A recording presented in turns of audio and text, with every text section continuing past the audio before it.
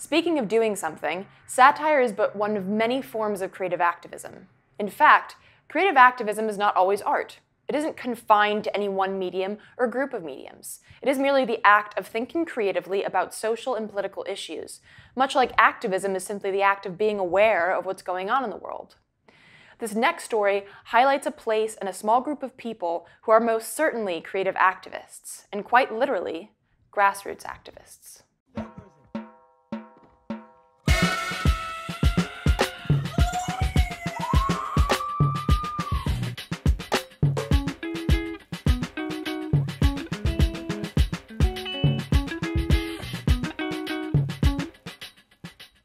Soulfire Farm is a farm in upstate New York that in just 3 seasons has gone from a small family farm to a national leader in the movements for food justice and sustainability. In 2014, Soulfire partnered with the Freedom Food Alliance, a group of rural farmers, activists, artists, community members, and political prisoners who use food as an organizing tool to address food sovereignty, environmental, prisoner, and economic justice. How can food do all that? Leah Penniman explains.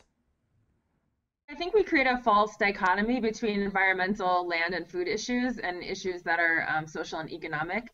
I think that racism, unfortunately, permeates every aspect of our society. And so when you look at who has access to what types of food, it's very clearly along race lines. You know, even if you look at the USDA maps of so-called food deserts, where people can't get good food within a mile radius, those are very much along race lines. And so I think what the young people are speaking about is this real true reality that you know, even if they want to make a choice around good food, if you have $1 in your pocket and you go to the corner store, you can get hot Cheetos, you can get Takis, but you can't get an orange that looks decent. You can't get, you know, a nice healthy smoothie or a sandwich. It's just not accessible, and that isn't accidental. You know, I actually don't like using the term food desert because it implies something natural. The desert is a natural, beautiful phenomenon.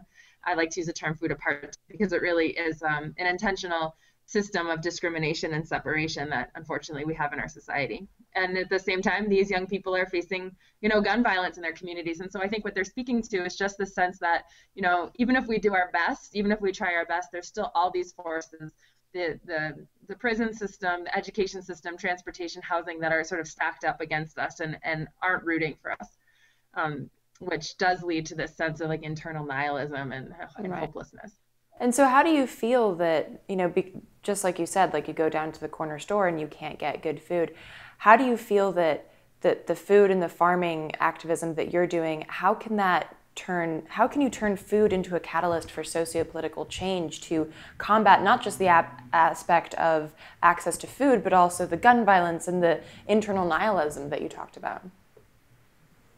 Well, that's a great question. Well, just to be totally upfront, like I don't think there's one answer. I don't think that, you know, just restoring land ownership into the hands of minorities and learning how to grow our own food is the only answer. I think we really need to be looking at this at a systemic level. But it's certainly part of the solution. And so some programs that I'm really excited about that I'm working on with Freedom Food Alliance with my friend Jalal Sabor is the Prison Bus Project. And so what happens when families join the Prison Bus Project, CSA Share, is they get that good food, right? And they can share that with their loved ones in prison who have access to the most horrible food. I mean, people are getting diabetes in prison left and right, or they can also have that food for their own families. And they get essentially a bus voucher.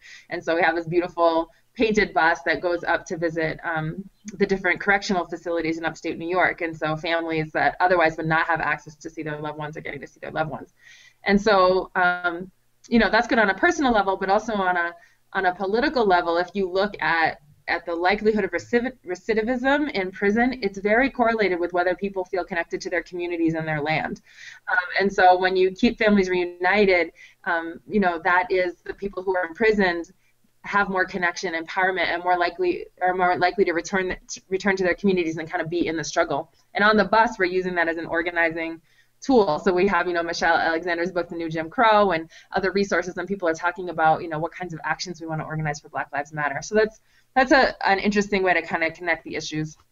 And then we have a restorative justice program on our farm where we have young folks who we worked it out with the Albany County DA that, you know, instead of having to go to prison or, you know, be on probation, they can do these training programs and volunteer programs in the community. And when they come to our farm, they learn those skills that I had already mentioned, but then we're also doing essentially community organizing training with them about how to identify what are the problems in the system, to suggest policy changes, to organize with the New York State Prisoner Justice Coalition, and to go back to their own communities and teach some of the skills that they've learned. So really trying to help our communities be in an empowered role and a leadership role, and not just sort of at the receiving end and the brunt of all of this racism. Thanks to Leah Penniman for being on the show. For more information on Soulfire Farm and to volunteer and donate, visit the link below.